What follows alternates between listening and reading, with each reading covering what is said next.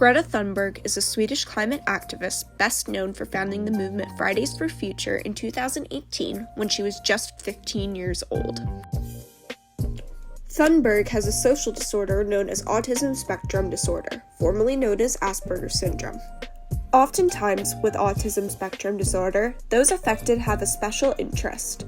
Thunberg found an interest in climate change at the age of 8 and then quickly began refusing to eat meat and travel by airplane.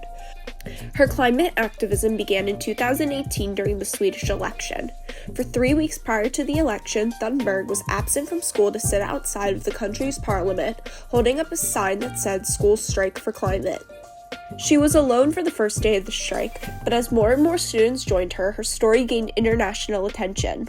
After the election, Thunberg stopped striking every day, but rather skipped school on Fridays as part of her Fridays for Future movement. Hundreds of thousands of students would be inspired by Thunberg, joining her in the movement. Thunberg would receive invitations to speak about climate change in various countries with several organizations, spanning from the World Economic Forum in Switzerland to the United Nations in the United States. In her 2019 address to the UN, Thunberg expresses her outrage towards the greedy world leaders who seemingly only care about making money instead of our future. She finishes her major points with "how dare you," an anaphora or repetition of a phrase that places emphasis on her words, allowing us to reflect on our actions that have affected climate change. Yet you all come to us young people for hope. How dare you?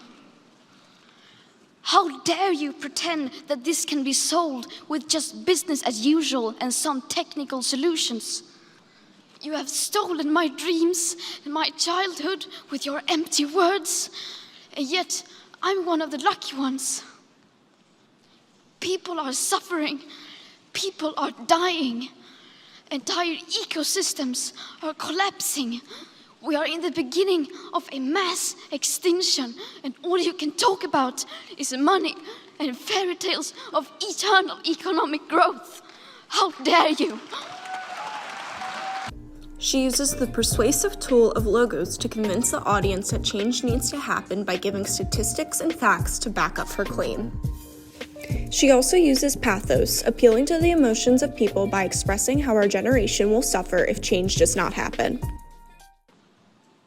To have a 67% chance of staying below a 1.5 degrees of global temperature rise, the best odds given by the IPCC, the world had 420 gigatons of CO2 left to emit back on January 1st, 2018.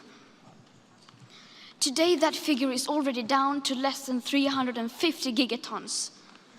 Thunberg focuses on calling on world leaders to make change and ends by telling them change is coming whether you like it or not. And change is coming whether you like it or not. Thank you. Thunberg's address to the United Nations gives the younger generation a voice on the worldwide stage, expressing our generation's concerns about climate change.